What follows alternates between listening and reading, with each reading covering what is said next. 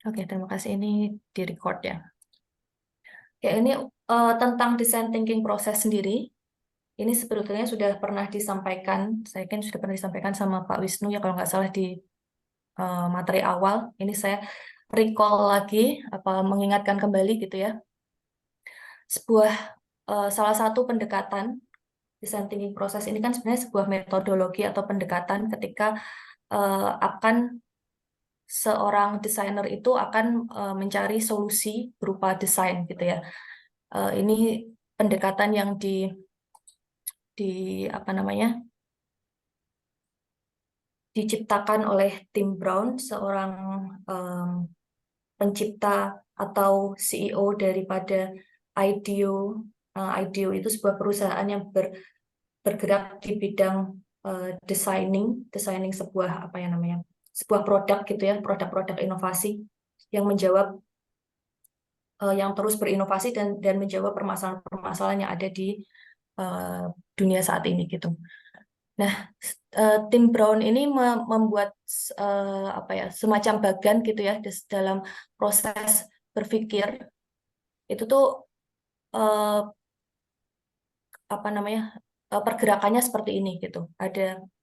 Jadi yang pertama itu ada proses empati, lalu ada define atau menentukan permasalahan gitu ya, lalu membuat ide, solusi, prototyping, testing, baru nanti implementasi gitu ya.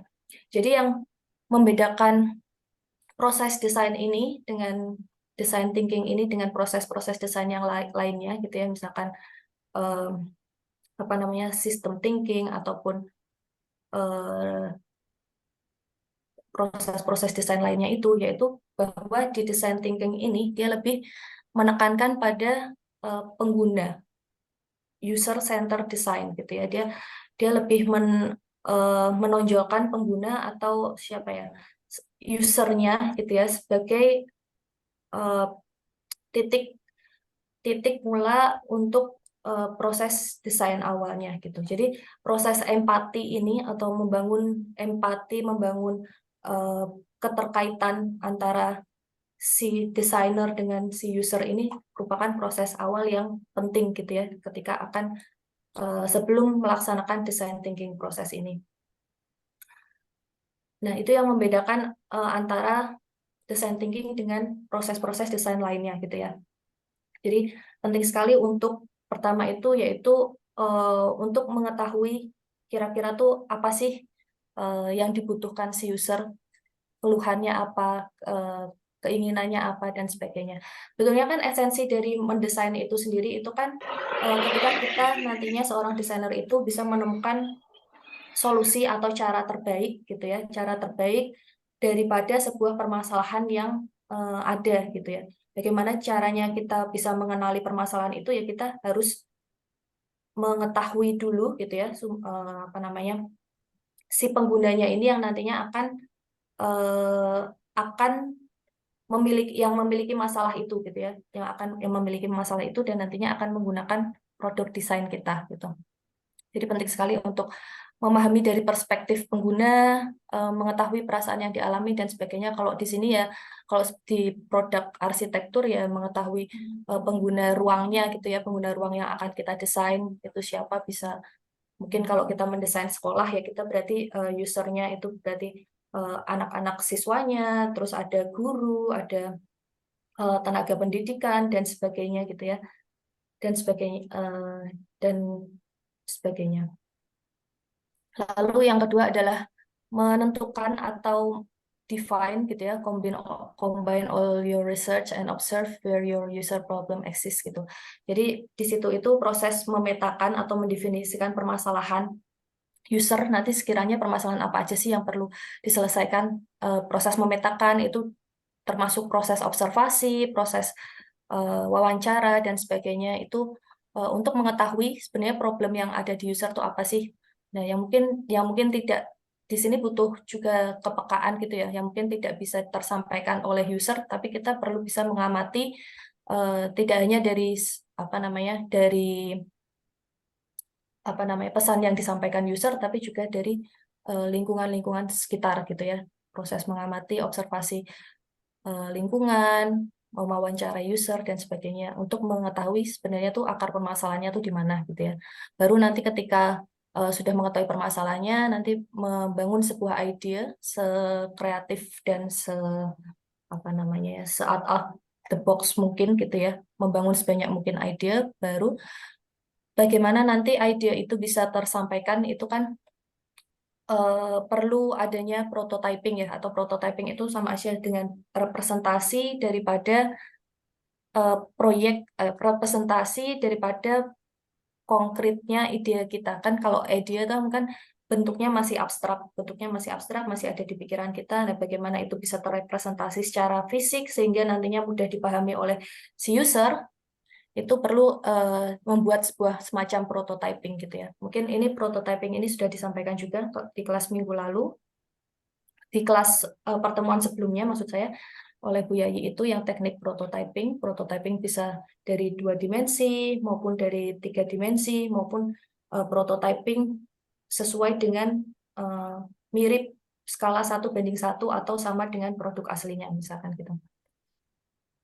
Nah, yang setelah kita membuat prototyping itu yang langkah selanjutnya yang juga tidak kalah penting adalah testing gitu ya, sebelum mengimplementasikan atau menemukan solusi tadi yang terbaik, yaitu perlunya proses testing gitu ya. Testing itu artinya adalah ketika kita menunjukkan atau mempresentasikan hasil dari pemikiran kita, ide kita kepada si penggunanya gitu. Untuk apa? Untuk mendapatkan feedback daripada penggunanya. Nah, ini nanti yang akan kita bahas ya, kenapa penting sekali untuk sebelum mengimplementasikan desain itu perlu adanya testing, atau kalau di sini itu mengembalikan lagi hasil hasil uh, apa namanya, hasil desain kita yang tadinya kita sudah buat untuk untuk dipresentasikan ke usernya atau penggunanya, itu nantinya untuk mendapatkan feedback dan sebagainya. Karena kembali lagi kita kan tadi kan design thinking itu yang utamanya yaitu user center design ya. Jadi untuk mengetahui keberhasilan atau tidaknya desain kita ya, yaitu harus tahunya ya dari penggunanya itu sendiri, penggunanya, user centernya itu sendiri. Nah, maka dari itu testing itu sendiri yaitu proses untuk menunjukkan hasil desain kita, prototipe kita kepada si user untuk nantinya mendapatkan feedback gitu ya. Nah, proses testing dan validating itu tuh di mana sih? Proses testing dan validating itu di sini ya. Ini saya ambilkan dari apa namanya, diagramnya Rachel McConnell, gitu, bahwa setelah membuat ide, membuat prototipe desain, sebelum mengimplementasikan itu perlu adanya test dan learn gitu ya. Test dan learn ini itu adalah intinya itu tadi share prototipenya gitu ya, karena kan penting sekali tadi ya untuk membuat prototipe juga, soalnya ketika kita akan memberikan apa ya, menunjukkan hasil ide kita kepada si user, itu kan perlu untuk user memahami dan sebagainya, itu tuh kan akan lebih mudah, apalagi untuk user yang misalkan awam dengan dunia arsitektur itu, untuk mudah melihatnya itu tuh biasanya dari si prototipenya itu berupa bentuk fisik yang mungkin mudah dipahami, bisa berupa gambar, diagram gitu ya, secara 2 dimensional, ataupun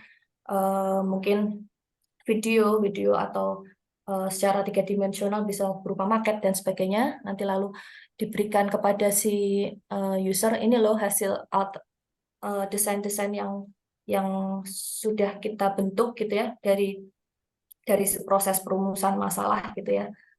Nah, apa namanya? Nah, biasanya itu ketika akan membuat sebuah testing gitu ya, membuat sebuah testing, kita tidak hanya memberikan satu buah solusi desain, tapi mungkin ketika testing itu kita memberikan beberapa alternatif desain. Tujuannya itu adalah untuk supaya user itu bisa diberikan perspektif yang lebih luas lagi, diberikan beberapa pilihan dengan kelebihan dan kekurangan masing-masing tersebut gitu ya, untuk akhirnya nanti itu bisa menentukan gitu ya solusi mana yang paling terbaik daripada beberapa alternatif tersebut.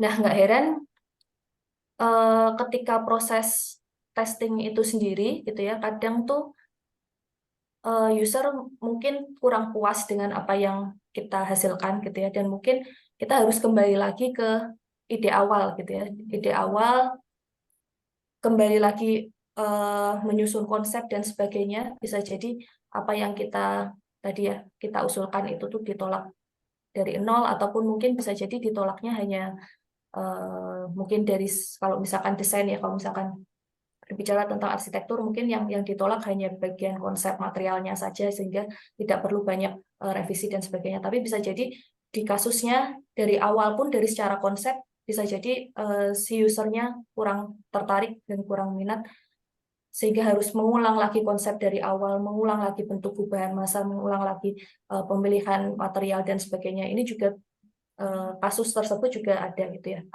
kasus ya sesuai kasusnya masing-masing gitu. Nah, sehingga penting sekali untuk seorang arsitek itu membangun apa ya, membangun apa namanya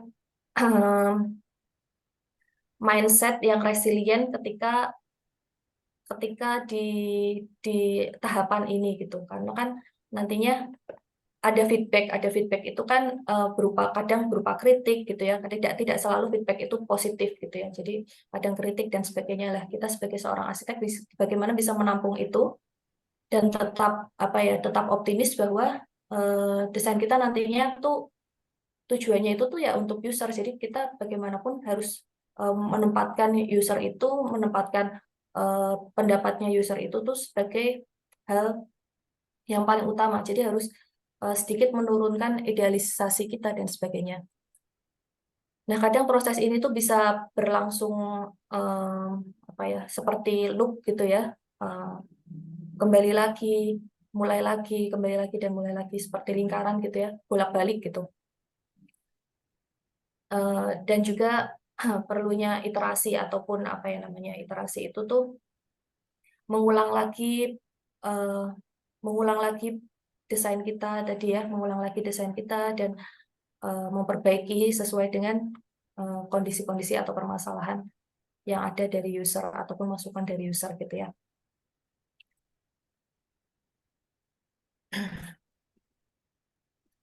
Nah, ketika testing ini ya, proses iterasi ataupun kembali membuat ulang lagi ataupun revisi desain kita, ini tuh juga merupakan salah satu proses yang harus kita lalui gitu ya ketika melakukan sebuah testing gitu.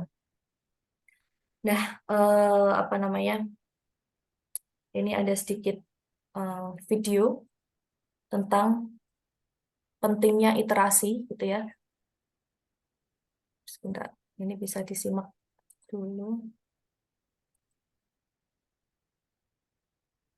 Saya coba play dulu sebentar. Oke.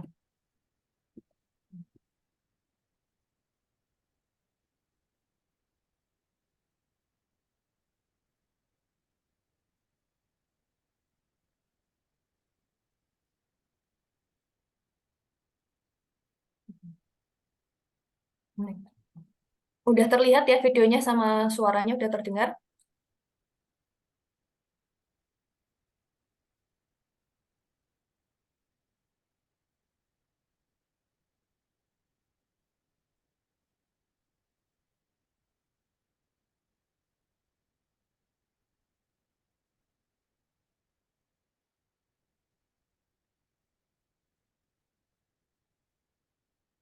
Maaf,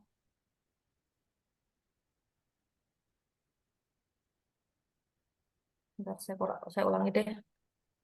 Bentar ya, maaf ya, saya ulangi ya. Nah,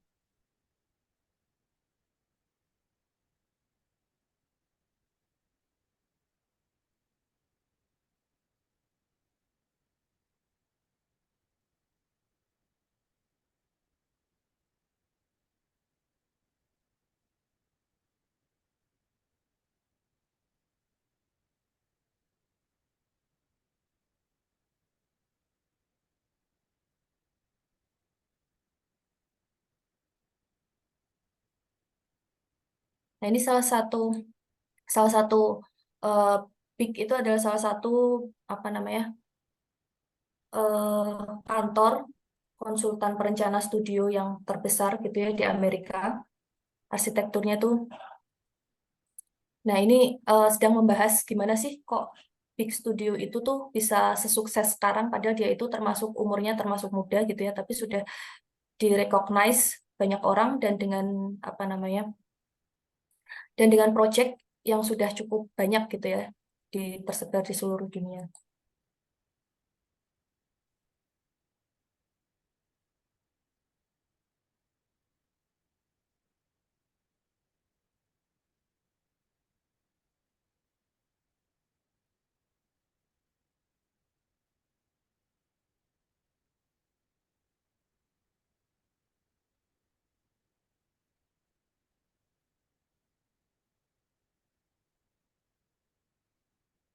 Pure Angel.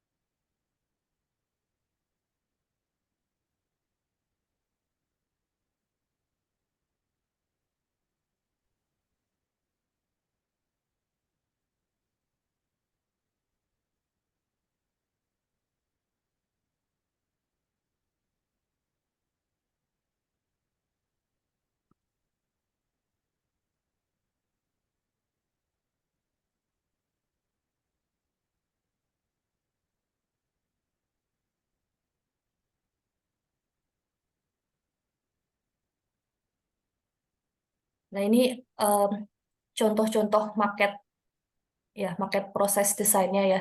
Jadi kantor ini tuh tadi ya yang disebutkan, mereka itu tidak hanya fokus pada ya udah menemukan solusi terbaik, tapi bagaimana nantinya setiap stakeholder atau yang terlibat dalam desain ini tuh merasakan kenyamanan, nyaman terhadap hasil akhirnya gitu ya. Untuk itu perlu sekali melibatkan kolaborasi ya antara si pendesainnya, perancangnya atau arsiteknya sama si siapa namanya si usernya ini, si penggunanya ini. Dan ketika melibatkan user, berarti otomatis itu akan ada proses feedback gitu ya, atau proses feedback nanti akan menghasilkan suatu proses iterasi. Iterasi itu yaitu mengulang-ulang, mengulang lagi apakah desain kita itu sudah sesuai, mengulang lagi sudah sesuai atau belum gitu ya. Dan di sini itu dia prototypingnya itu ya berupa menggunakan tadi ya, menggunakan diagram ataupun menggunakan market-market gitu untuk menunjukkan oh ini loh kalau solusi kalau begini permasalahannya, alternatif pertama seperti ini, alternatif kedua seperti ini untuk menunjukkan ke usernya, dan usernya itu eh, perlu sangat untuk terlibat dan memberikan feedback gitu ya. Hmm.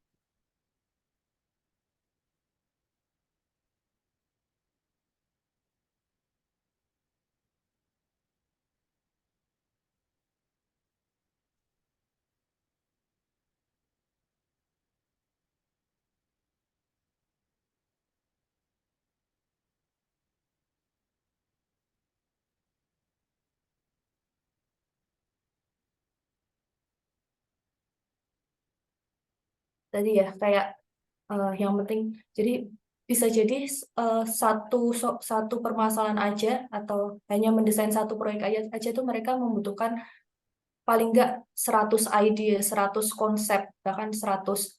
Terus akhirnya membuat prototipe apa tadi marketnya itu tuh bisa membuat sampai 100 juga gitu untuk menunjukkan oh mana sih alternatif yang paling sesuai gitu ya, mana yang paling baik. Ketika bisa mencoba-coba itu gitu ya, mencoba-coba trial and error lagi bahkan sampai 100 kali gitu ya tadi ya bilangnya. Itu nanti ketika akhir menemukan solusi itu tuh pasti akan ada kepuasan tersendiri untuk seluruh stakeholder gitu yang terlibat.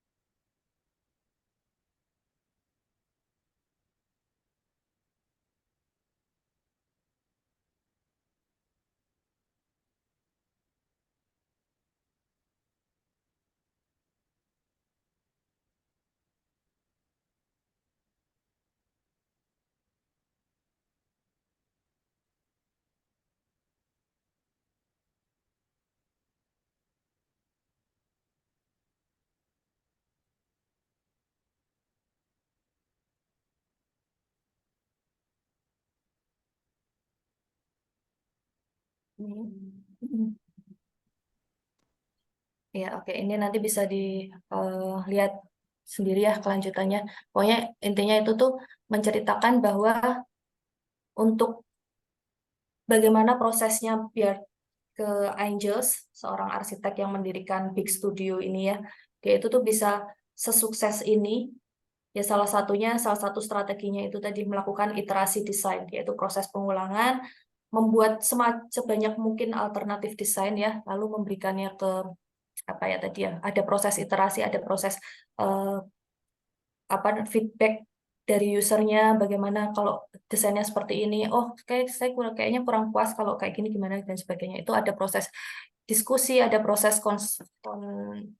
conversation gitu ya, ada proses percakapan dan sebagainya. Ya, ini nanti bisa dilihat sumber-sumber kenapa iteratif design itu tuh menjadi salah satu proses yang krusial gitu ya. Kadang kadang apa namanya sayangnya mahasiswa sekarang itu apalagi kalau udah stupa gitu ya deadline mepet-mepet harusnya kan bagusnya itu kan ketika akhirnya final nanti membuat stupa itu kan sebelumnya membuat semacam alternatif desain dulu ya baru dikonsultasikan ke siapa namanya entah itu ke user ataupun ke dosen pembimbing tapi sayangnya karena keterbatasan waktu dan sebagainya kebanyakan itu ketika proses mendesain stupa itu langsung skip gitu nggak membuat alternatif desain tapi udah satu desain aja tapi ya memang diperbaiki dan sebagainya padahal penting sekali untuk tadi ya membuat banyak alternatif desain itu tuh sebenarnya bagus juga untuk memberikan pilihan gitu ya tentang kelebihan dan keuntungan dan sebagainya. Nah, ketika proses testing design di dalam design thinking ini, bagaimana caranya testing ini tuh bisa dianggap apa ya, dianggap benar atau layak, itu tuh perlu adanya semacam keterukuran gitu ya, adanya keterukuran. Oh, tadi ya, tidak bisa hanya berdasarkan oh feeling saya ini akan bagus, hanya berdasarkan feeling aja, tapi semua itu tuh perlu ada apa ya, ada ukurnya, ada alat ukurnya, ada standarnya gitu, sehingga testing itu tuh bagaimana bisa terukur gitu ya secara insight-nya dan progresnya, apakah desain atau alternatif desain yang kalian ajukan ini kepada user itu layak atau tidak untuk ditindaklanjuti dan sebagainya, itu tuh perlu adanya pengukur. Nah, pengukur ini eh, bisa juga menggunakan teknik itu ya, dengan menggunakan parameter dan indikator desain sebagai salah satu alat testing, sehingga apa namanya desain ini tuh dianggapnya sudah benar atau belum, itu bisa menggunakan metode parameter, bisa menggunakan parameter dan indikator gitu ya. Parameter itu sendiri itu adalah sebuah ukuran untuk melihat apakah desain itu tuh sudah sesuai, sudah sukses atau sudah berhasil sesuai dengan tujuan awalnya gitu ya. Dapat parameter dari mana? Biasanya itu bisa dari standar-standar, dari peraturan kah, atau dari SNI, atau dari teori-teori terdahulu, ataupun bisa jadi dari preseden-preseden dengan kasus kasus desain yang serupa gitu ya, bisa itu mendapatkan parameter tersebut. Nah, untuk mengetahui apa namanya alat ukurnya itu tuh biasanya setelah parameter itu ada indikatornya. Misalkan apa ya? Misalkan parameternya itu adalah tingkat kenyamanan termal gitu katakanlah. Kenyamanan termal di sebuah ruangan gitu. Berarti indikatornya itu apa? Kenyamanan termal itu bisa diukur dari apa sih? Orang kok bisa merasakan nyaman secara suhu, itu tuh dilihat dari apa sih? Ya berarti dilihat dari ketika suhunya itu suhu ruangan itu mendekati suhu tubuh manusia di antara 25 sampai 26 derajat Celcius misalkan gitu ya. Nah, kita tahu suhu manusia standar itu dari mana? Biasanya yaitu tadi ya, mengambil dari standar SNI ataupun dari apa namanya? literatur-literatur yang relevan gitu ya dan sebagainya. Terus tadi kenyamanan termal bisa dilihat dari suhu, dari sisi kelembapan, dari sisi pencahayaan atau cahaya yang masuk ke dalam ruangan, apakah cahaya matahari atau cahaya panas yang masuk ke ruangan itu sudah sesuai dengan standar atau belum dan sebagainya. Nah, itu yang disebut dengan parameter dan indikator. Jadi testing itu dikatakan berhasil ketika bisa mencapai atau sesuai dengan parameter dan indikator yang sudah ada standarnya standar yang sudah dibangun sebelumnya gitu. Karena kan proses membuat proyek desain baru itu kan sebenarnya tidak benar-benar baru ya, tapi kan biasanya itu sudah ada contoh terdahulu yang benar dan sebagainya. Nah, itu kita tinggal mengambil aja nih dari standar-standar yang memang sudah terbentuk atau presiden-presiden yang benar yang sudah terbentuk sebelumnya.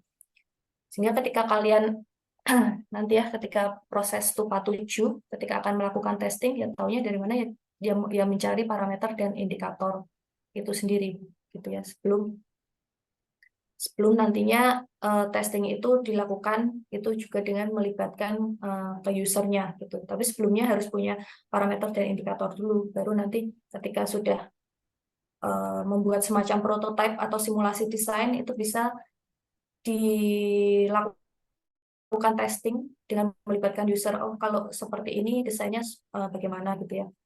Nah, testing itu bisa dilakukan bisa tadi ya dengan cara simulasi, kita mensimulasikan misalkan ada kondisi existing, denah existingnya seperti ini, tapi dengan apa namanya, dengan kita sudah mempelajari permasalahan yang ada di kondisi existing, kita memberikan sebuah solusi atau alternatif desain yang kita ajukan, itu kan bisa memberikan untuk memberitahukan ke si usernya ataupun mempresentasikan ke usernya supaya mudah dipahami gitu kan, bisa dengan cara simulasi ya. Dan paling enak cara simulasi itu menggunakan aplikasi-aplikasi tertentu yang sesuai dengan tadi parameter yang akan digunakan untuk desain itu sendiri gitu. Bisa dengan cara simulasi, menggunakan aplikasi-aplikasi komputasi arsitektur gitu ya, misalkan dengan AutoCAD kah, atau dengan SketchUp, ataupun dengan aplikasi-aplikasi lain yang mendukung, misalkan sirkulasi bisa menggunakan aplikasi Spaceintex dan sebagainya gitu ya. Atau bisa menggunakan uji laboratorium. Dan tadi ya, penting juga ketika testing itu melibatkan user. Jadi perlu lagi untuk wawancara dengan penggunanya itu tadi ya. Apakah ini sudah sesuai ataukah belum dan sebagainya. Itu kurang lebih tentang testing gitu ya dalam proses design thinking dan betapa pentingnya sebuah testing dan proses iterasi desain gitu ya ketika akan dalam sebuah proses mendesain itu dari awal mencari permasalahan sampai menemukan solusi, ide, generating the idea, membuat prototype, sampai akhirnya testing itu melibatkan kembali lagi ke user di awal gitu ya, apakah desainnya sudah sesuai keinginan atau apakah sudah sesuai dengan parameter tadi yang dicari, sehingga akhirnya nanti terakhirnya yaitu ketika sudah mendapatkan solusi, ya udah tinggal diimplementasikan. Dan testing ini sebenarnya banyak manfaatnya gitu ya, ketika tadi kita membuat alternatif-alternatif desain, terus itu cenderung akan lebih murah dan hemat secara ekonomi gitu ya, daripada membuat tadi semacam prototipe kecil, akan lebih hemat daripada nanti ketika kita implementasikan ternyata ada kesalahan di lapangan dan harus mengulangi lagi, itu biayanya secara ekonomi sebenarnya akan jauh lebih besar gitu. Sebenarnya testing ini manfaatnya itu juga secara ekonomi akan lebih save the money gitu. Terus ini kita masuk ke contoh penerapannya, parameter dan indikator dan testing di dalam tugas TUPA 7 sebelumnya. Ya, karena saya sebelumnya belum pernah mengampus TUPA 7, jadinya ini saya mengambil tugas TUPA 7-nya pembimbing lain, Pak Wisnu dan Bu Nur. Izin ya kalau ada Pak Wisnu dan Bu Nur di sini. Terus ini yang pertama yaitu proyek Taman Ngemplak gitu ya.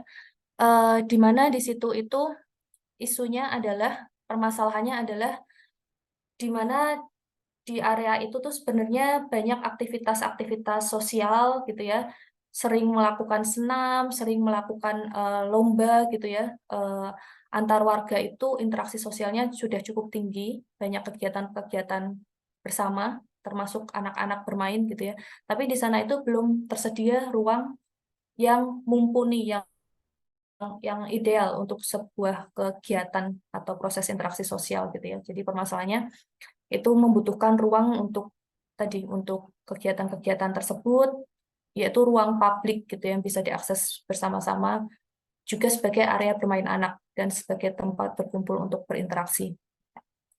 Nah, tadi ya, untuk tahu feedback dari user, berarti kita dari awal juga sudah harus tahu nih si pengguna ruang publiknya ini tuh nanti akan siapa aja sih gitu ya. Kalau di sini, berarti kasusnya kalau RTH berarti ya ada ibu-ibu yang sering menggunakan apa namanya untuk arisan, untuk senam gitu ya, pemuda-pemudi yang mungkin ada kegiatan organisasi Karang Taruna dan sebagainya.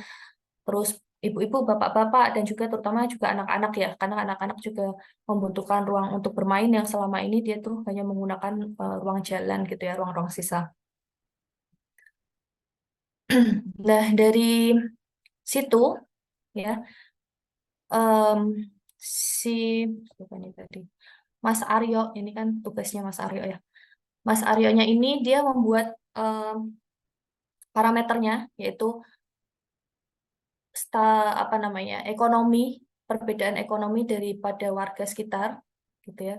Terus indikatornya itu bagaimana bisa terukur secara ekonomi, ya berarti harus tahu demografi ataupun pekerjaan-pekerjaan warga sekitarnya itu tuh cenderungnya apa sih, ataupun mata pencaharian yang dominan itu tuh apa. Terus mungkin dari kualitas rumah tinggal dan sebagainya untuk mengetahui parameter ekonomi. Terus yang kedua parameternya adalah kebutuhan aktivitasnya, gitu ya. Kebutuhan aktivitasnya itu apa saja sih? Indikatornya itu ya mengetahuinya itu apakah aktivitasnya itu berhubungan dengan aktivitas olahraga tadi ya, atau ada aktivitas berdiskusi karena harus ada rapat dan sebagainya, harus ada aktivitas apa namanya berinteraksi gitu ya, ataupun ada aktivitas bersantai dan sebagainya, itu indikatornya, indikator yang bisa diukur gitu ya. Lalu parameter yang ketiga itu siapa partisipannya, ya tadi si user-usernya itu. Sama yang parameter keempat adalah kenyamanan. Dari sisi kenyamanan, bagaimana sih caranya untuk membuat RTH itu nyaman, terutama kalau untuk ruang publik ya, untuk semua segala kalangan user, baik tua, muda, gitu ya, bapak-bapak, ibu-ibu, perempuan, laki-laki, disable ataupun non-disable gitu ya, semua itu bisa nyaman untuk mengakses ke ruang publik itu. Jadi di sini indikatornya itu ada tata letaknya dan kapasitas di ruang tersebut, terus material yang akan digunakan ketika nanti di ruang terbuka itu, terus antara keselarasan antara material yang baik yang alami maupun yang buatan gitu ya. Jadi dia di sini prosesnya, proses mendesainnya adalah dia membuat prototipe pertama, lalu di testing gitu ya. Di testing itu dengan cara bertanya lagi ke usernya, si partisipannya, kalau kayak gini gimana gitu kan. Terus setelah testing ke pertama, membuat model prototyping kedua gitu ya. Terus setelah membuat prototyping kedua, ditanyakan lagi ke usernya, testing kedua lagi gitu ya, ke partisipannya, baru hasil akhirnya seperti apa gitu ya, untuk konsep dan sebagainya.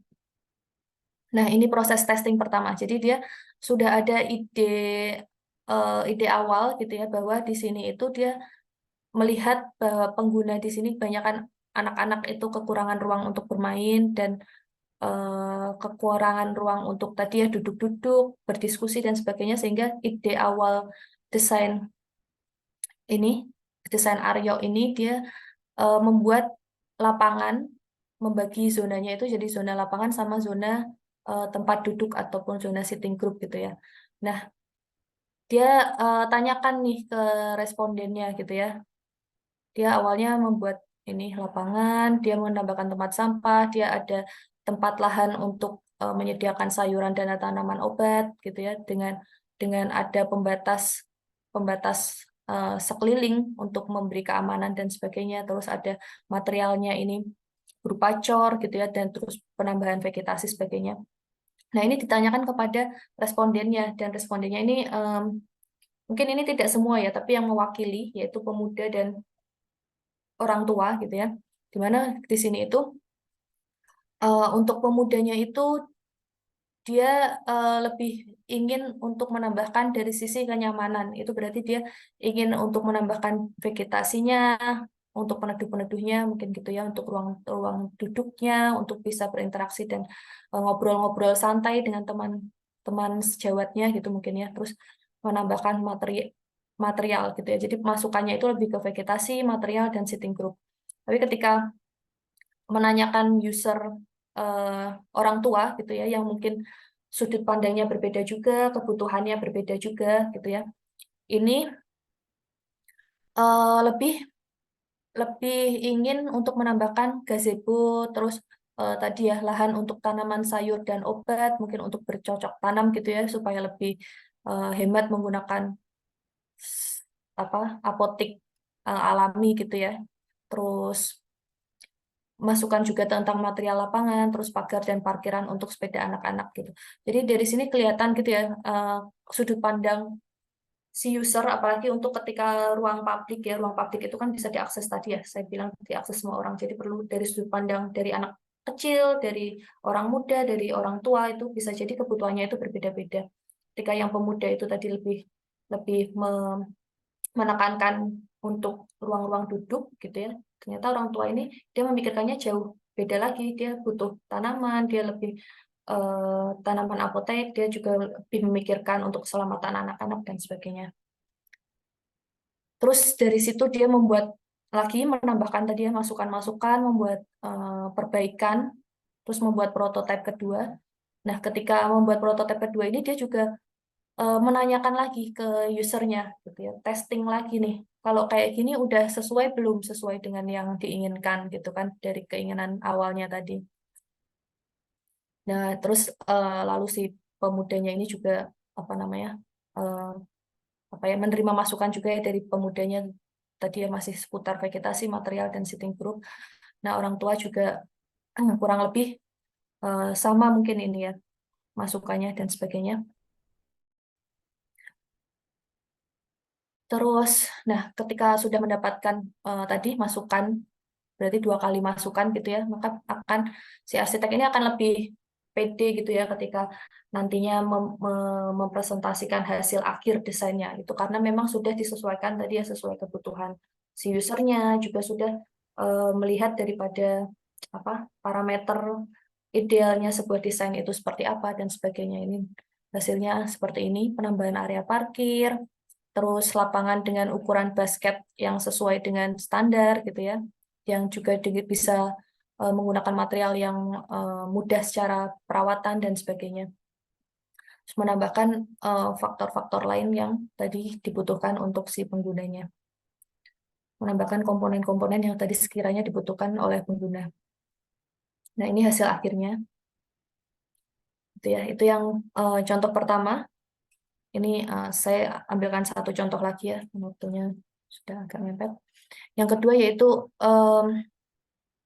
ini pembimbingnya Pak Wisnu lagi.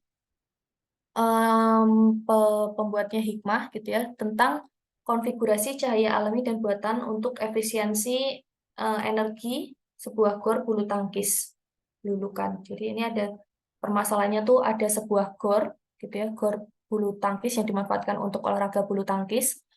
Dia itu sebenarnya sudah ada bukaan alaminya, tapi bukaan alaminya ini tuh cenderung terlalu apa ya mungkin antara posisi peletakannya dan dimensinya itu tidak sesuai sehingga ketika dibuka itu malah justru sangat menyilaukan sehingga akhirnya walaupun ada bukaan di siang hari itu tetap ditutup oleh korden gitu ya ditutup oleh korden dan akhirnya perlu menyalakan lampu di siang hari ketika ketika menggunakan lapangan apa namanya lapangan bulu tangkis ini gitu. Berarti kan dia meskipun sudah ada pencahayaan alami, tapi ternyata pencahayaan alami itu tidak berjalan secara efektif, secara efisien gitu ya, sehingga dia tetap membutuhkan pencahayaan buatan, di mana di situ itu akan menambah konsumsi daya listrik yang berlebihan gitu ya, ketergantungan lampu saat siang hari.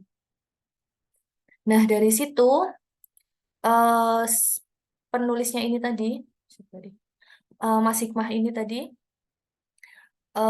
mencoba untuk bagaimana kalau misalkan saya membuat alternatif desain yang mengubah bentuk atapnya itu supaya pencahayaannya alami itu tidak dari apa namanya tidak dari pintu dan jendela saja tapi dari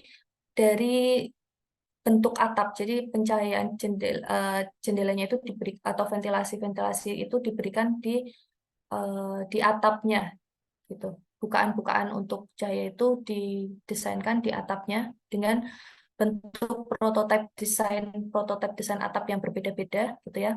Nah, dari keempat prototipe desain ini mana sih desain yang paling feasible gitu ya, paling cocok baik secara energi consumption sama secara kenyamanan pencahayaan di dalamnya itu tuh mana yang paling sesuai gitu. Nah, ini dia melakukan simulasi menggunakan software Dialux gitu ya. Terus nanti untuk mengetahui hasilnya dari 4 prototipe ini mana yang paling sesuai dan melakukan testing sebelum akhirnya menentukan desain finalnya untuk meredesain si gor bulu tangkis ini. Gitu. Terus ini tadi ya dia menggunakan bentuknya itu ada double pitch roof. Jadi kayak atap pelana dengan 2 bukaan di kedua sisi gitu ya. Terus ada single pitch roof, itu atap miring tapi dia menghadap ke timur gitu ya. Ke pencahayaannya miringnya ke arah timur. Single pitch roof yang west berarti dia miring ke arah barat atapnya. Sama clerestory roof itu atap seperti atap berundak gitu ya. Nanti terlihat itunya. Nah, terus dia mencobakan di 4 waktu, di pagi, siang, sore, dan malam gitu ya. Dari keempat ini dites gitu ya, di testing mana sih yang paling sekiranya itu tuh looks-nya itu tuh masuk sesuai standar. Tadi dia pakai software Dialux. Terus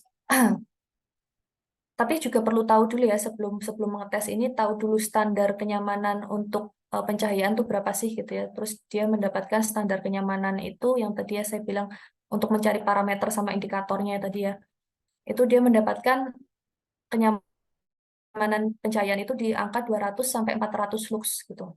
Jadi nanti itu menjadi sebuah acuan dia ketika akan mentesting dengan permodelan prototipe yang berbeda-beda ini, mana sih yang paling memasuki standar kenyamanan untuk pencahayaan dan sebagainya. Apakah nantinya ada glare yang berlebihan atau tidak untuk si pemain bulu tangkis ini? Karena kan kalau pemain bulu tangkis ini kan terkait juga dengan apa ya, glare atau kayak eh, sinar matahari yang masuk kalau terlalu menyilaukan itu juga akan mempengaruhi aktivitas daripada olahraga bulu tangkis itu sendiri gitu ya.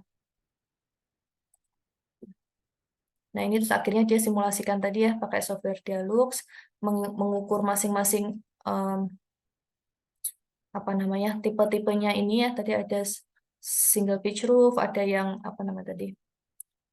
Ada yang double pitch roof, ada yang single pitch roof, ada yang clerestory roof. Clerestory roof itu kayak gini bentukannya. Lalu dites masing-masing dan akhirnya didapatkanlah tipe 4 atau clerestory roof ini yang paling sesuai dengan standar karena dia itu dari secara angka juga mendekati kenyamanan visual yaitu angka 200 sampai 400 lux dan dilihat dari softwarenya itu bahwa di area tengah itu cenderung tidak ada glare. Glare itu bisa ditunjukkan di ini ya, yang kuning-kuning ini ya, kuning-kuning apa namanya ini, buram ini. Nah, ketika mentesting ketiga tipe ini di bagian tengahnya itu kebanyakan cenderung ada glare. Padahal glare itu tadi ya menjadi permasalahan ketika untuk aktivitas bulu tangkis. Kalau misalkan akan menampik apa kok tapi kok tiba-tiba tersilau matahari itu kan jadi mengganggu visual ya. Jadi glare itu juga salah satu faktor yang penting di parameternya itu. Nah, ternyata tipe 4 itu yang paling minim glare. Bahkan di area tengahnya lapangan itu tidak ada glare, glare-nya cenderung di area samping-samping aja gitu ya. Sehingga didapatkanlah eh, prototipe ataupun desain yang paling cocok ketika akan meredesain siapa namanya si atapnya itu untuk mendapatkan atap gornya itu untuk mendapatkan cahaya alami itu ya paling paling visible, paling paling mumpuni itu adalah tipe yang keempat atau yang clerestory roof ini. Nah, selain itu dia juga membuat analisis dengan melakukan dari sisi pencahayaan buatan ketika akan menambahkan lampu, maka nanti dayanya seperti apa dan sebagainya gitu ya. Terus hasilnya itu tadi di-share lah ke pengguna-penggunanya, pengguna-pengguna si apa namanya, pengguna-pengguna yang atlet-atlet itu ya yang memanfaatkan uh, GOR tersebut lalu didengarkan apa masukannya dan sebagainya. Nah, dari sini terlihat gitu ya kesimpulannya bahwa eh, kualitas pencahayaan itu ya ketika tadi bisa mengubah mengubah apa desain pencahayaan baik pencahayaan alami maupun buatannya itu dia itu bisa menghemat efisiensi daya gitu ya sehingga efisiensi daya yang dihemat itu bisa banyak sekali ya bisa sampai 56% daripada kegiatan secara normal ataupun sampai efisiensi daya ketika kondisi ekstrim itu bisa sebesar 72%. Ini sangat menghemat sekali untuk kebutuhan apa namanya energi listrik di gor tersebut gitu. Sehingga itu tadi ya. Ini dua contoh gitu ya, pentingnya proses testing dan user feedback gitu ya, testing ketika tadi memberikan prototipe atau alternatif desain untuk akhirnya eh, dipresentasikan ke user untuk mendapatkan feedback dan sebagainya, untuk tadi ya, untuk mendapatkan solusi yang paling baik di antara beberapa alternatif solusi gitu. Mungkin itu saja. Setelah ini masih ada materi dari Bu Ronim, nanti takutnya saya kelamaan. Jadi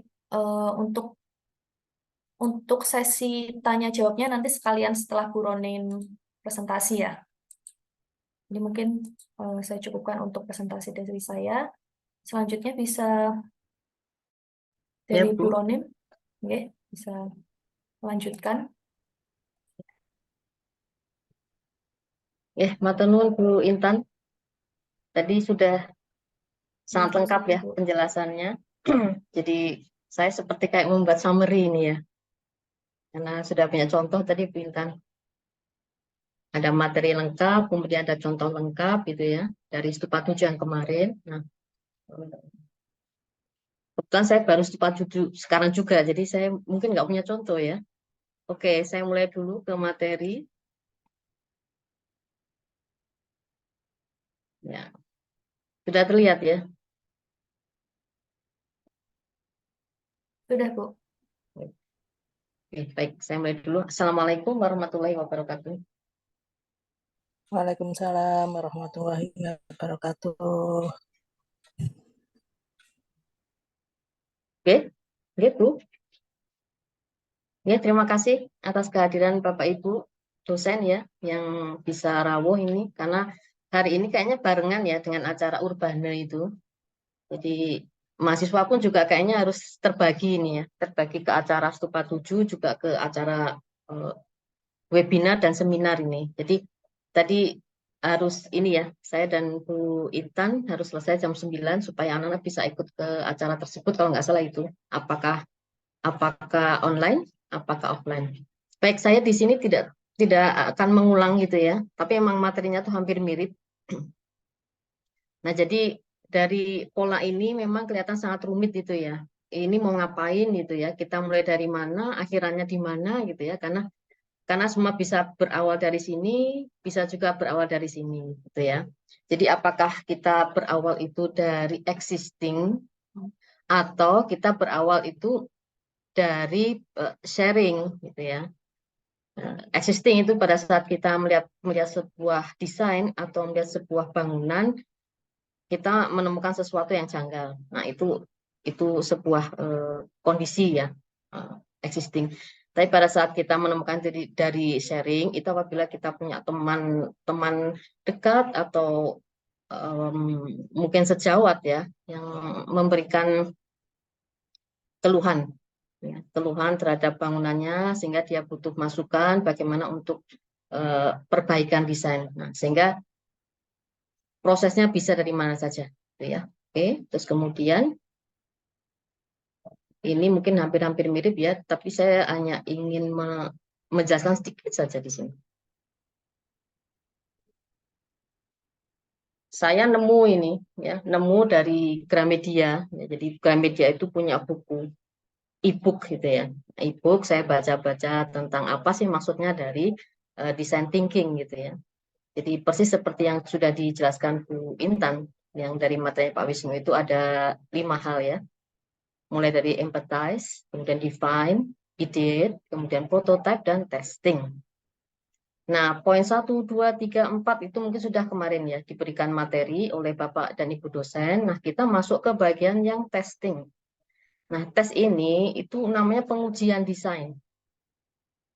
Pengujian di sini memang bagusnya ya, itu kita kembalikan lagi kepada user. Nah, user itu memang eh, bisa tadi beragam ya, apakah itu pengunjung sebuah kawasan wisata, pengunjung area publik gitu ya. Tapi dia bisa juga pengguna, ya. Pengguna yang hampir setiap hari ada di situ. Misalnya guru dari sebuah sekolah, kemudian perawat, dokter dari rumah sakit, dosen, dia yang bekerja di perguruan tinggi, gitu ya. Banyak hal yang bisa kita lakukan bagaimana supaya kita tuh bisa mendapatkan feedback, gitu ya. Dan itu pun tidak mudah ternyata untuk mendapatkan feedback itu ya. Nah, dari sekian banyak itu sebenarnya mau seperti apa testing kita itu tergantung dari masalahnya. Ya. Kalau masalah itu Anda temukan existing, ya, existing Anda lihat saja itu posisi tangga salah, gitu ya. Kamar mandinya buruk dan sebagainya. Anda tidak melihat siapa penggunanya, tapi menurut amatan kamu itu salah. Sebenarnya pada saat kamu melakukan mendapat masalah itu kamu benar, iya iya benar itu. Kamar mandinya salah, posisi tangganya keliru, benar. Tapi pada saat kamu berdesain, siapa yang akan kamu ajak untuk berbagi? Nah, apa itu salah? Untuk tidak salah, itu benar, gitu ya. Karena kamu seperti melakukan ini, review, ya. Review terhadap desain, review terhadap sebuah produk. Gitu. Nah, tapi akan lebih baik, gitu ya. Akan lebih baik kalau itu dikembalikan lagi kepada pengguna. Karena saya melihat ya, harus ada pembedaan ini antara apa materi Stupa 7 dengan contoh yang tadi diberikan Bu Intan, konsultan. Itu sangat berbeda, gitu ya. Stupa 7, anak-anak ini lebih cenderung tidak melibatkan user. Karena ya tadi saya bilang, apa yang mereka temukan di masalah itu. Oh, mereka menemukan kondisinya seperti ini. Ada yang bertemu dengan user, ya, ada yang usernya itu silakan saja mau dibuat apa namanya penelitian gitu ya, atau tidak bertemu sama sekali. Tapi kalau konsultan itu berbeda. Dia pasti akan mendapatkan tadi sharing, permintaan, gitu ya. Sehingga dia punya mitra. Dari awal sudah punya mitra. Sehingga dia punya tanggung jawab bahwa desain saya itu harus saya kembalikan ke mitra saya. Tapi Stupa 7 tidak ada kewajiban untuk seperti itu. Tapi ada upaya lebih baik. Gitu. Ya. Sehingga memang supaya tidak dibuat rumit, kalau saya, apa yang sudah Anda temukan di lapangan, kemudian Anda mau analisis dengan berbagai macam standar yang sesuai dengan permasalahan, lalu Anda bikin prototipe. Nah, nanti cara evaluasi ada banyak cara, gitu ya. Di bagian ini beberapa slide ya. Nah, ini saya kasih gambaran supaya Anda mudeng ya. Maksudnya apa sih empathize ini? Jadi ada dua kepala yang saling beradu ini, apa yang diadu gitu ya. Mereka berpikir, ya, saya pengen ini, bagaimana caranya, mengapa bisa begini, apa saja yang dibutuhkan gitu ya. Nah, terus kita sebagai pihak yang mencoba mendefinisikan maunya apa gitu ya. Itu baru awal ya, ini masih basic ini. Belum apa-apa gitu, masih jalan awal gitu ya. Masih observasi gitu ya. Define, terus kemudian kita mencoba ide deh. Kita bikin ide gini, terus kita bikin prototipe sederhana, boleh dengan gambar gitu ya. Tapi kebanyakan dek masih gambar dulu gitu ya. Kalau market nantilah, kalau sudah mendekati deal gitu ya, sudah 80% deal itu baru market gambar, kemudian kita uji coba. Nah, tadi bedanya Stupa 7 dengan konsultan tadi loh. Pada saat melakukan tes di sini gitu ya. Mungkin bisa dibatasi yang Stupa 7 itu dikembalikan ke define. Kembali kali ke definisi permasalahan yang muncul. Apakah sudah menjawab? Kembali ke pertanyaan penelitian tadi. Anda kan sebelum ini Stupa 7 kan dari seminar penelitian ya, bagi yang seminar penelitian, tapi ada juga yang lewat KP gitu ya. Kembalikan lagi ke sini. Apa sudah menjawab pertanyaan penelitian? Oh, ada yang belum. Oke, baik lagi ke ide. Kemudian muncul lagi bentuk-bentuk yang baru. Ya, kemudian testing lagi. Nah, setelah disusun, saya sudah menjawab semua pertanyaan penelitian. Kalau gitu kita balik lagi kemana? Ke ide lagi. Oh, tadi kan sudah menjawab semua, sudah sesuai standar. Lalu apa ide yang muncul? munculkan konsep, ya, konsep-konsep yang memang menjadi penekanan desain. Jadi tidak sekedar oh oke, sudah sesuai standar gitu ya. Tapi boleh ya Anda memberikan rekomendasi desain itu dengan konsep apa. Ya. Nah, bagaimana kalau ini yang saya bilang tadi ya, ini dari awal sudah punya tanggung jawab, ya, ada permintaan, gitu. Dia membutuhkan betul. Saya pengen desain saya, bangunan saya ini diperbaiki, gitu. Akhirnya saya punya tanggung jawab besar ini. Setelah desain jadi, saya harus kembalikan sampai user ini puas. Gitu. Ada tambahan sana sini itu biasa. Sudah dibuat tangga misalnya digeser gitu bisa. Sudah dibuat tangga diganti lift ya bisa. Gitu kan. Nah, akhirnya proses yang ini namanya siklus. Ya, terus menerus itu. Ini tidak akan selesai gitu kan. Sudah desain jadi pun kadang-kadang nanti di pembangunan ya masih ada itu yang muncul. Ya, sehingga bagus juga tadi yang contoh diberikan Bu Intan bahwa eh, melakukan apa diskusi itu dengan pengunjung. Karena memang itu kan area publik ya. Tapi untuk bangunan-bangunan yang lebih lebih ke formal kayak tadi ya, sekolah, universitas, rumah sakit, ya itu memang agak kesulitan anak-anak untuk melakukan itu, butuh waktu panjang ya. Nah, sehingga dibatasi itu misalnya apakah setelah testing kita kembalikan lagi ke definisi permasalahan tadi apa ya, apa yang menjadi sebuah kejanggalan, menjadikan sebuah apa ketiadaan gitu ya. Ini yang harus Anda penuhi, ketimpangan dan sebagainya ya. Nah, kemudian karena testing, berarti kita akan melakukan evaluasi. Apa yang mau dievaluasi itu? Kita bisa mengevaluasi gambar rancangan. Satu, ya, berarti belum dibangun. Ya. Yang kedua, bangunan, berarti sudah dibangun. Ya. Kalau yang belum dibangun, anak-anak yang KP itu, ya, Anda boleh pakai gambar KP, itu Anda review, Anda evaluasi.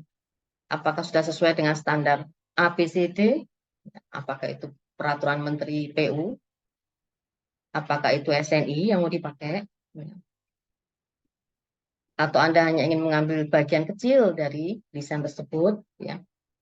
Nah, evaluasi tujuannya menguji apa? Usability dan functionality.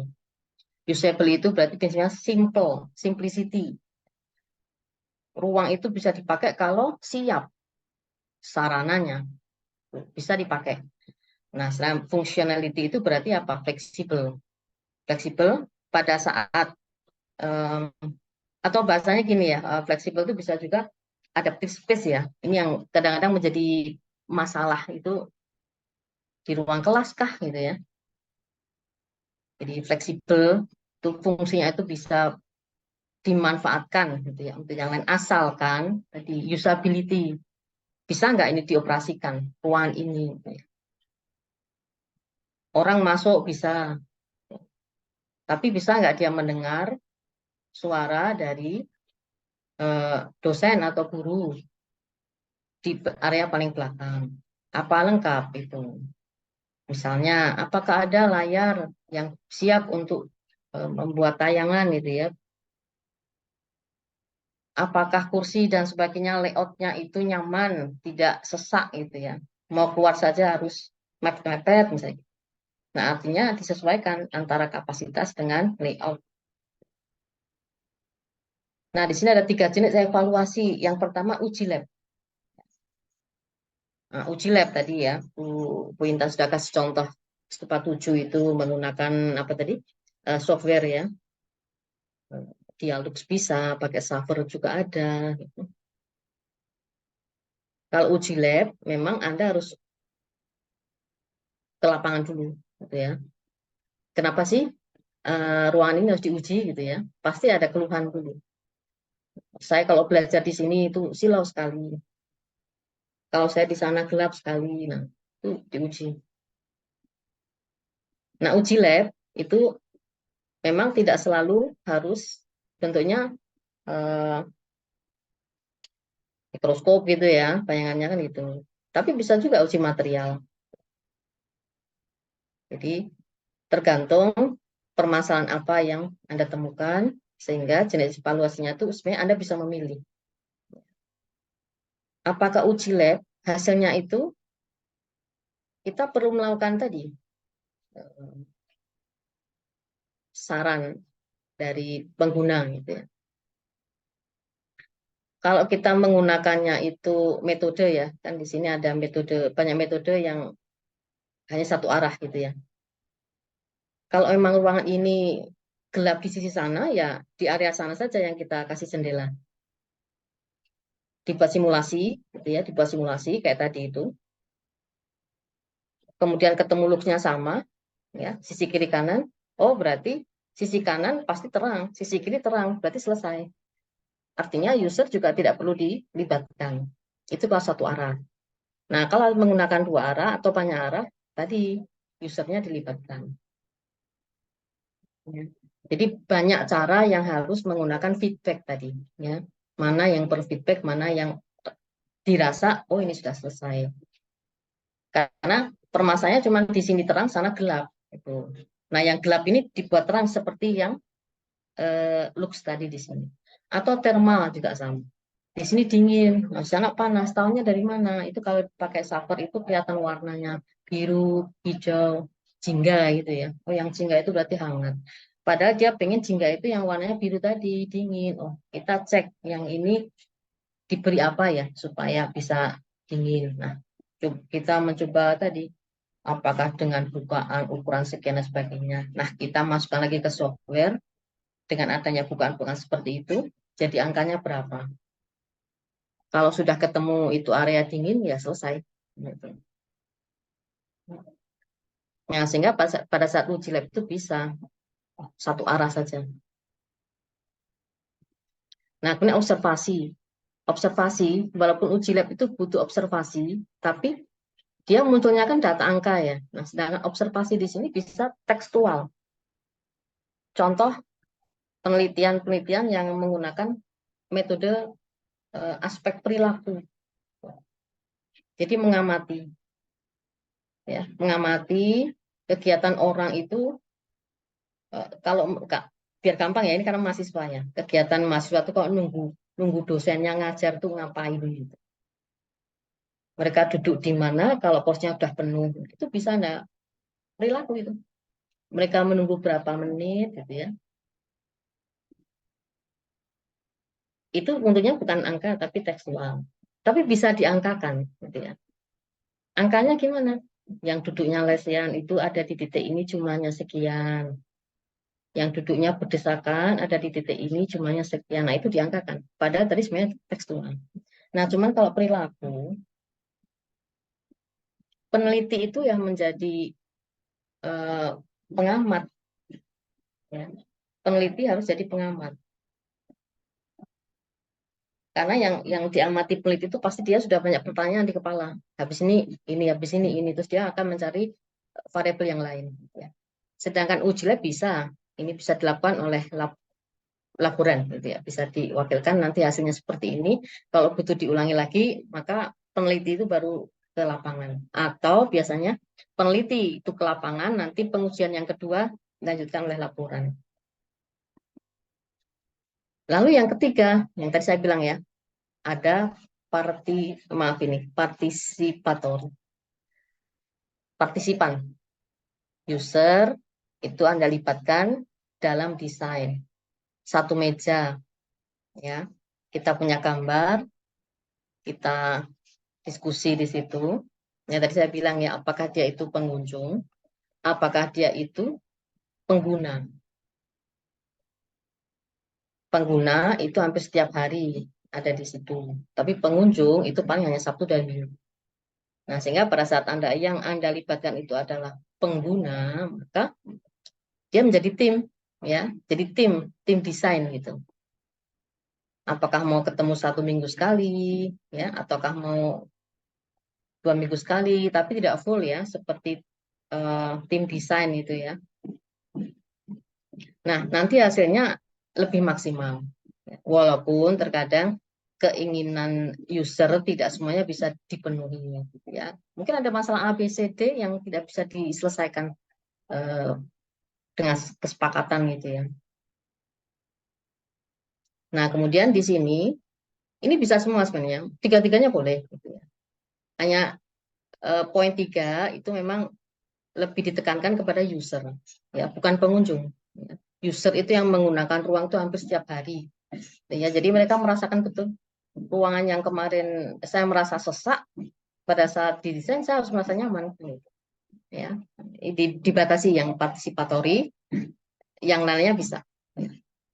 Kemudian metode evaluasi gambar rancangan, baru gambar ya ini. Ya, jadi Anda nanti siapin aja build drawing, itu gambar arsitektur, struktur, MEP, mana yang mau Anda review gitu ya. Ya, lalu pengumpulan data sekunder, itu tadi ya, ada standar atau peraturan dan teori terkait. Kemudian melakukan analisis data. Nah, di sini Anda melakukan checklist ya. Gambar rancangan itu apakah sudah memenuhi semua aturan-aturan sebagai bangunan apa? Rumah sakit, sebagai bangunan sekolah, sebagai apa? Bangunan tadi apa? Gor ya. Apa sudah sesuai gitu ya.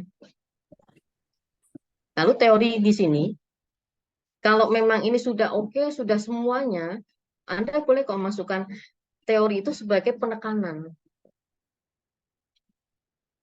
Saya pengen membuat core itu yang punya apa namanya tuh, penekanan ke green building. Tuh. Tapi ini harus betul dulu.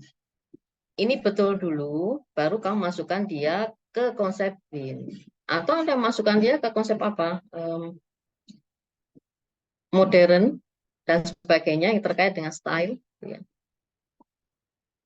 Nah, intinya ini betul dulu. Lalu untuk pembahasan, nggak mau turun. Itu melakukan evaluasi ya. Evaluasi ini yang menghasilkan keputusan desain. Apakah hanya redesign? Re itu berarti mengulang ya, mengulang perancangan. Karena memang beberapa bagian masih bisa dipertahankan gitu ya. Strukturnya masih bagus ya. Tapi ada beberapa yang sudah keropos semua gitu ya. Tinggal roboh itu. Nah, itu baru diperbaiki struktur. Tapi ada juga yang demolisi. Demolisi itu berarti harus di apa namanya, diubah total lah bangunan itu ya. Kita melihat denahnya ini, misalnya loh, denahnya ini kok kayak salah semua itu ya, dari fasilitasnya nggak lengkap, ukurannya salah ya, berarti bisa dong denahnya itu kita delete, ganti dengan yang baru ya. Lalu bagaimana untuk yang bangunan? Sama ya, hanya bedanya kita punya denah dan foto existing. Data sekundernya ada standar atau peraturan dan teori. Sama tadi analisisnya juga melakukan analisis ya dari data primer terhadap peraturan terkait. Nah, yang keempat tadi, apakah harus demolisi tadi ya, yang saya sudah bahas di sana. Demolisi kalau itu bangunan, tapi kalau desain itu berarti apa? Mengganti gambar. Nah, ada mahasiswa yang memang arahnya ke sini nih, yang reguler nih, kebanyakan ini. Sudah ada, terus mereka melakukan evaluasi pasca huni, kemudian mereka melakukan identifikasi apa saja ini yang kurang. Bahkan ada yang sudah melakukan wawancara. Ini butuh ini, butuh ini. Nah, bagi yang sempat ya, melakukan sharing dengan user, ya lagi-lagi user, sharing dengan user, hasil desain itu nanti Anda kembalikan lagi ke user tersebut. Kemarin Bapak minta desain seperti ini. Apakah Bapak masih ada lagi masukan? Nah, Anda menerangkan di situ. Oh iya, oke, saya sudah setuju. Nah, sudah selesai. User itu yang selalu ada di situ. ngutak-atik ruang itu. Nah, kemudian melakukan diagnosis kayak kedokteran ya.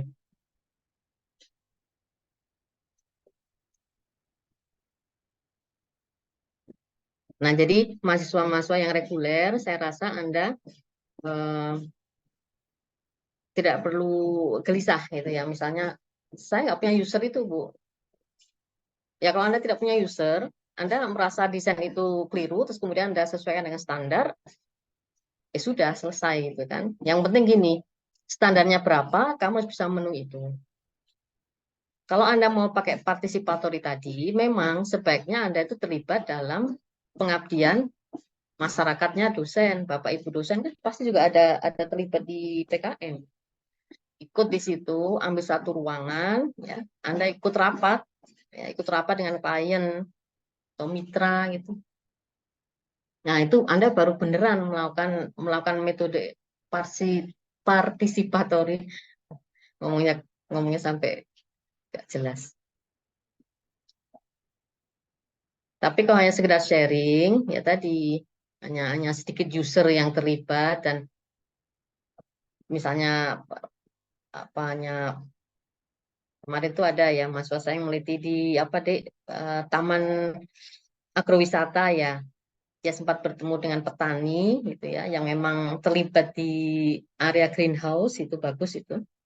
Petani itu meminta A, B, C, D gitu ya. Nah, si mahasiswa ini mulai mengidentifikasi apa permasalahannya, diselesaikan. Nah, kalau bisa nanti dikonfirmasi kembali apakah benar yang sudah diminta itu sudah terpenuhi. Itu kalau ada yang sempat lah pada saat survei sempat wawancara seperti itu.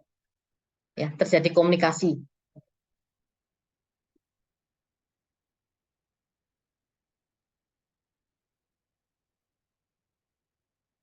Nah, terus ada beberapa ini ya, evaluasi pasca huni itu ada aspek teknis.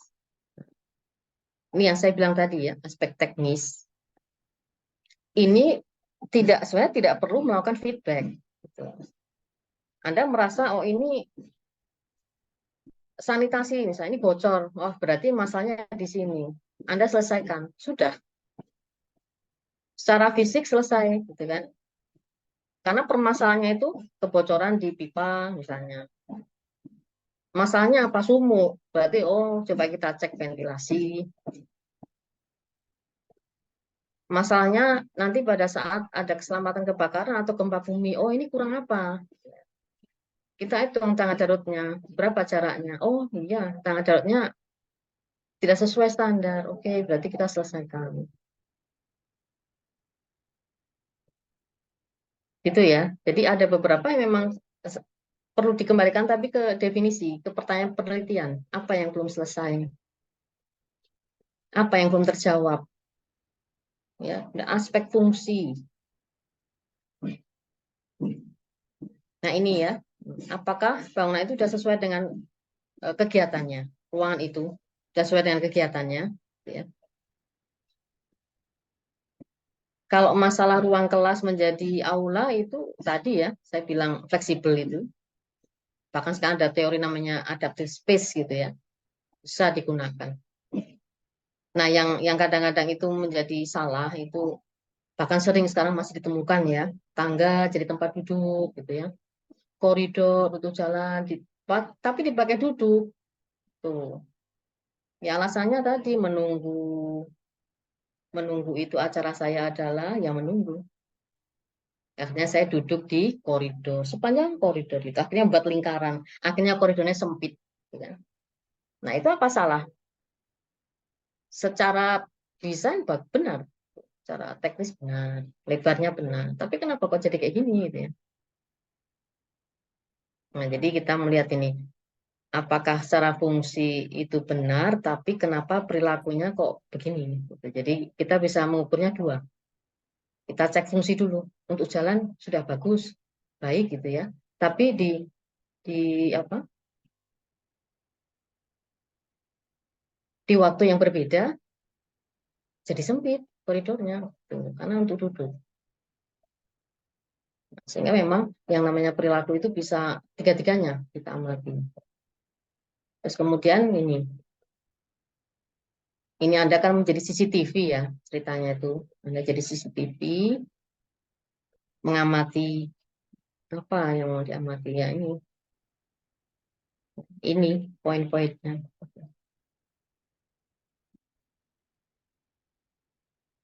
Kalau hanya mengamati, dikasih waktu, tapi pada saat waktu sholat ya sebaiknya Anda selesai gitu ya. Kayak kemarin itu ada juga mahasiswa yang meneliti kafe gitu. Dia melihat kecenderungan kecenderungan area yang dipilih gitu ya. Wah ini perilaku ini, kamu ngamatin kapan buka kafe sampai tutupnya kafe kan gitu ya. Lelah memang, perilaku itu lelah. Dalam satu hari saja dia harus mengamati jam 10 sampai jam berapa kemarin itu? 9 malam apa? Nah, lalu cari alasan kenapa harus memilih area itu. Lalu lalu nanti Anda akan membuat rekomendasi desain ya, supaya supaya areanya itu laku untuk dipilih gitu ya. Saya punya desain seperti ini. Nah, nanti dikembalikan lagi coba ke pengunjung ya. Ke pengunjung boleh, pengunjung. Bagaimana kalau seperti ini? Kalian akan memilih yang mana? Nah, keputusan dia memilih itu lagi lah yang akan menjadi desain. Kenapa pilih ini? Karena ada ini. Padahal ini sudah bagus loh, kok nggak dipilih? Karena tidak punya ini. Nah, itu akan menjadi ide-ide lain lagi. Ya. Mungkin itu ya. Terus saya eh, menjelaskan saja bahwa di Stupa 7, apa yang sudah Anda lakukan di seminar penelitian, yaitu ada bagian kecil yang boleh Anda pakai untuk membuat Stupa 7. Tapi intinya tidak membuat total. Misalnya Anda melakukan penelitian SD apa, SMP apa, tidak semuanya dibuat di Stupa 7. Ambil satu contoh keuangan saja yang menurut kalian ya, menurut kalian tuh ada banyak masalah. Kemarin sudah dijelaskan Bu Dani kalau masalahnya. Permasalahan itu karena ada ini, ada ini, ada ini. Nah itu yang Anda ambil, yang Anda pakai. Misalnya dari persentase kepuasan itu ya, ambil yang paling tidak puas itu. Terus bisa Anda perdalam itu di Stupa 7. Gitu ya. Mungkin itu ya yang kita saya sampaikan Bu Intan. Saya kembalikan lagi ke Bu Intan.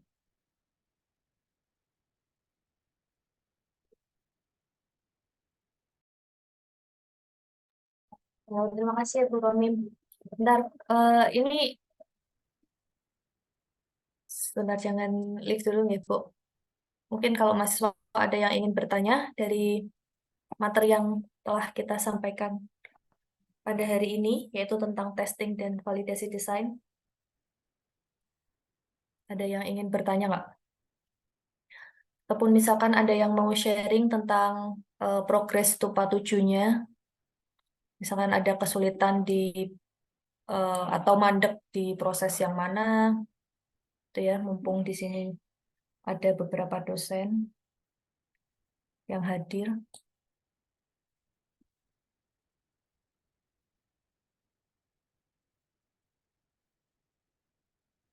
Ada nggak yang ingin ditanyakan atau sharing?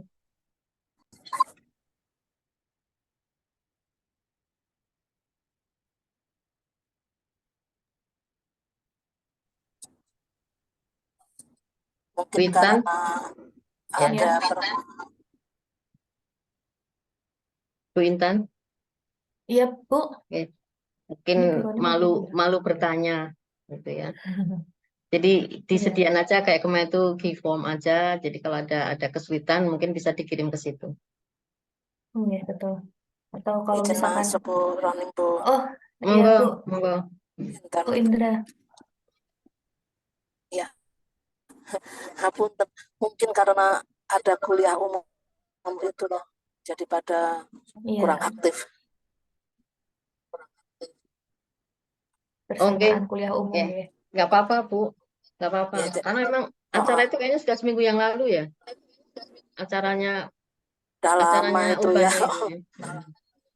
Kita yang mendadak, Bu Intan. Ini saya juga ada mau ikut yang Aptari. Zoom Oke. yang Abkari yang di Bali itu untuk finalisasi kurikulum PPA. Yes. Ye. Lanjut ngajar. Oh, Oh hari ini ya. kita, Bu. Oke, siap.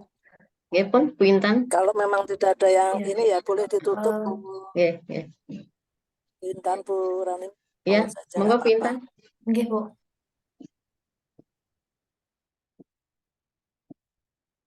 Monggo Bu Intan yang menutup Lagi tadi yang membuka. mungkin ini nanti kalau ada kesulitan bisa langsung disampaikan pembimbing masing-masing ya. Oke, Bu, siap, Bu. Oke. Ini ya, oke. Nggak macet-macet kan ya, Bu, suara saya? Mboten Bu, monggo. Langsung ditutup Oke. mawon. Iya, untuk adik-adik mahasiswa nanti kalau ada kesulitan bisa segera hubungi ke pembimbing masing-masing aja ya kalau di sini nggak ada pertanyaan. Intinya tadi ya proses testing itu bisa dilakukan kalau dari tadi kan sudah dapat dari sudut pandang saya dan dari sudut pandang Bu Ronin. Ternyata testing itu bisa dilakukan tidak harus dua arah dengan melibatkan user langsung, tapi bisa juga satu arah gitu ya ketika misalkan berhubungan sama aspek teknis ketika tadi kita cek gitu ya, terus oh ya udah ini sudah sesuai standar dan parameter ya udah tanpa harus melibatkan user lagi. Jadi kita bisa menjustifikasi bahwa desain kita sudah sesuai gitu ya. Ataupun tadi misalkan yang berhubungan dengan fungsional dan sebagainya itu akan lebih baik gitu ya kalau ketika proses testing ini melibatkan si usernya gitu ya. Apalagi nanti ketika kalian sudah di dunia profesional gitu ya. Kalau mungkin ini Stupa 7 masih latihan, ya kalau kesulitan melibatkan user yang tidak dilibatkan secara penuh juga tidak apa-apa gitu ya. Oke, mungkin kita akhiri dulu ya untuk kuliah minggu ini. Insya Allah nanti kita berjumpa lagi di minggu depan, hari Sabtu juga gitu.